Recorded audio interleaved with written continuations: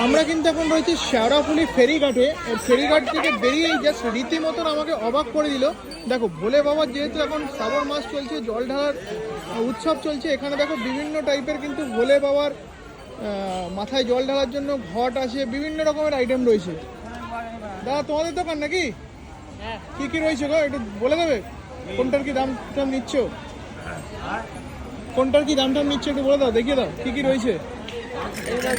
আচ্ছা কত এই ঘন্টা কত? 80 টাকা জোড়া। আচ্ছা আর এগুলো 60 টাকা জোড়া। আচ্ছা আর এগুলো 60 টাকা জোড়া। আচ্ছা আচ্ছা আর এই যে জল নিয়ে যাওয়ার এই পটগুলো 20 টাকা পিস।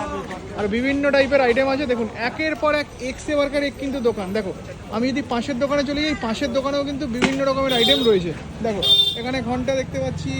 ভোলে বাবার জল ঢালতে যাওয়ার জন্য যা যা জিনিস লাগে সব জিনিস কিন্তু পেয়ে যাবেন এই দোকানে। এরকম কিন্তু লাইন দিয়ে দেখুন পর পর